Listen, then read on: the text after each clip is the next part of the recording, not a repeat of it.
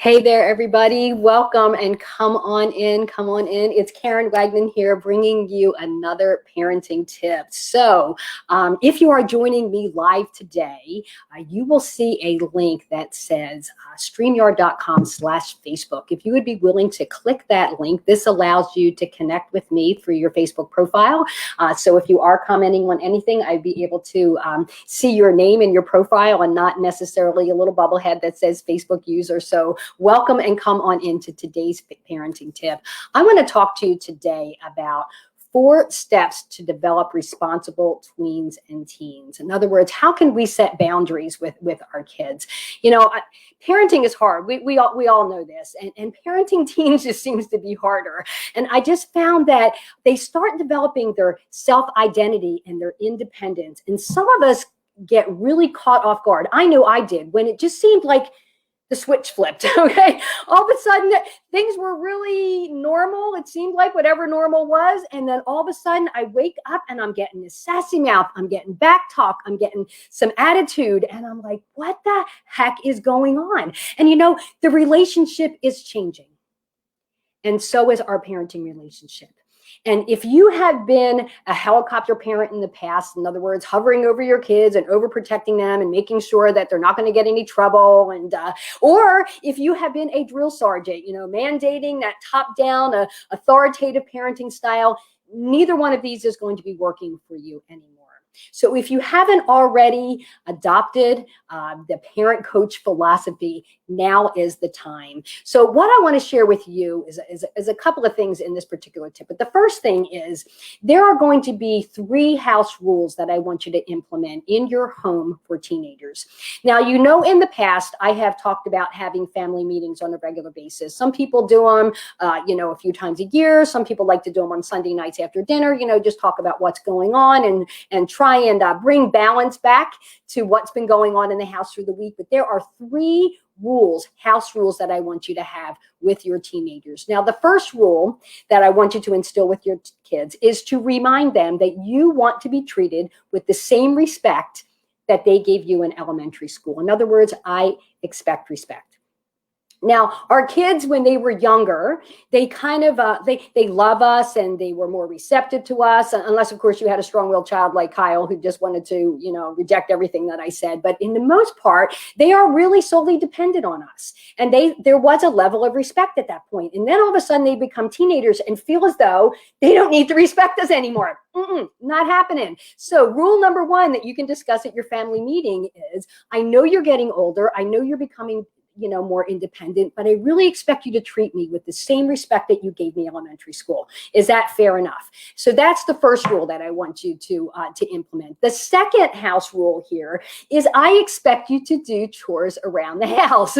I expect you to do chores around the house. Now, again, let's reflect back when they were younger and we were doing everything for them. So maybe we are washing their clothes and we're preparing their meals. And even at these younger ages, we need to begin to implement some chores. It could be as simple as emptying a waste paper basket, bringing their dishes into the sink, putting the silverware away from the dishwasher when it's done. We need to be implementing these simple chores even in the younger years. So when they get older, it's not like they haven't been doing anything. But I know when they're younger, it's a lot easier to just do it ourselves so we can get it done. But rule number 2 when they become teenagers is I expect you to do chores around the house. Then again, you can dialogue what those chores will be, the timeline in which they're going to get done. But this is, again, raising our kids to be responsible young adults that when they get out on their own, they know how to do things, right?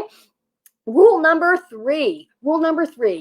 Most of our kids will have average intelligence, okay? I know my kids had average intelligence. And so your expectation would be that, you know, I need you to get overall average grades in school. You know, I know that there are some parents, we love our kids and we want them to be our best, but when we are expecting straight A's all the time and our kids don't comply, apply, or they don't live up to those expectations. That's a lot of pressure on a kid. I don't know about you, but my kids weren't straight A's across the board. I had my kids that were very creative, and I had my kids that were good in the math and sciences, and then maybe real good on the language arts. The right brain, the left brain, not right or wrong, it's just different. But if your kids have average intelligence, I just need you to get overall average grades in school. And these are the messages that we want to send to them, not putting so much pressure that they have to get straight A's, or we're demanding so much from them. Just have these conversations when you're discussing this at your family meeting, what those house rules are. Now, these house rules are basically backed up by 3 messages that I want you to be able to give your teens. And the first message is, I love you. I mean, tell them all the time, I love you. I love you in the morning. I love you when I drop you off. I love you when I see you in the morning. Hey, I love you. Tell your kids that you love them. The second message is, if they have a question, ask. Hey, if you have any questions, just ask me. And a lot of this is the way our interactions are, our empathy and our body language. If our kids feel as though they're going to come to us with something and we are going to judge or we are going to criticize, they are not going to tell you anything, especially when we get to the teen and tween years. They are very private. They're very guarded about their life as they start to develop their independence. Sometimes it's almost though they feel as though if I tell my mom and dad something, that I'm not independent because I let them in. I always felt that I wanted to provide what I called the no judgment zone. You can tell me anything. Now, granted, there were times where my kids told me stuff and I just had to swallow really hard. I didn't want to judge, but at the same time, what I did is ask more questions and say like, that's really interesting. Tell me a little bit more. Or why do you feel that way? Or so what do you think about that? Ask questions. So before you jump in and judge, okay, be able to listen and hear what they say. So the message you want to send your kids is, if you have a question, ask. You can talk to me. And the third message is, good luck in life. I wish you the best in your life. Because this particular message, although it sounds kind of awkward, what do you mean, good luck in life? But these statements actually empower teens, letting them know that they have the responsibility to own and solve any problem that comes to them in life. You are there to help them. You are there to guide them. You are there to coach them, but you don't necessarily want to take ownership anymore. So let me share with you the 4 steps to build responsible kids. 4 steps to build responsible kids. So let me start out with this. One of the best ways to influence a teen to become irresponsible and fail in life is to become overly involved in everything that they do.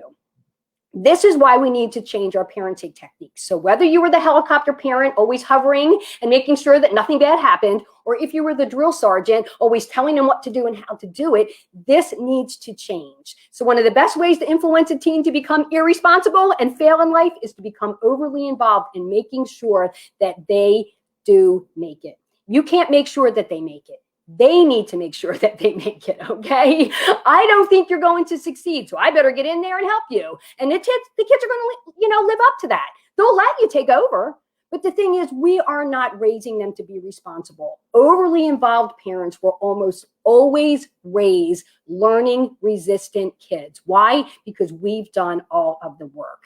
So 4 steps to build responsible kids. Here's the first one. Give your kid a responsibility. It may be a chore around the house that they are responsible for. It could be that they are responsible for their grades. And I'm going to go to the grades because I've been hearing this a lot with a lot of the parents that I've been working with. This has been a rough year for kids maintaining solid grades. But give them a responsibility. They are responsible for that. Step number 2 is to actually trust that they're going to carry it out. We need to trust that they are going to do it. And when we're trusting them, that means that we're backing off, that we are not actually getting involved in continuing to ride them and ask them questions about it. So give them responsibility, trust that they're going to carry it out.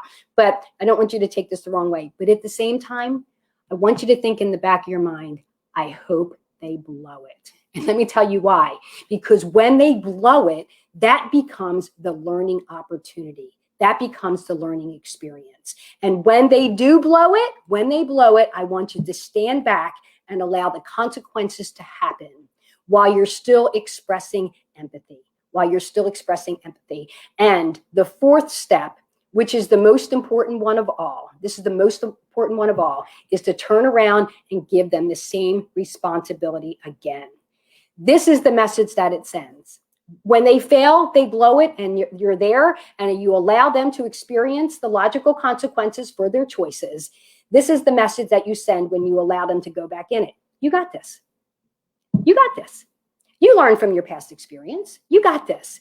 But a parent who criticizes and condemns, and as I told you, I knew you weren't going to be able to do it. How many times, do we have to go through this? This is not the right message. All that does is lower and hurt their self-esteem. But when we let them learn from their mistakes and they go back in and they do succeed, this really helps them to learn from their mistakes. And it truly builds their confidence and their self-esteem. So as we are trying to raise responsible kids, as our parenting relationship shifts from when they were a lot more dependent on us to becoming more independent on us, they are changing, but so is our relationship as well. So I hope you enjoyed this particular message. If you are joining me live, thank you for joining me live. I see Sir Watt, you are joining me. It's good to have you with me. If you are joining me on replay, give me a hashtag replay in the comments. Let me know that you were here. And what is your biggest takeaway from what I just shared with you today? What are some of the things that you feel that you need to change in your relationship with your child to help them and build more responsibility in your tween and your teen through this parenting season? So hope you enjoyed that tip. I look forward to seeing you again next time. Bye.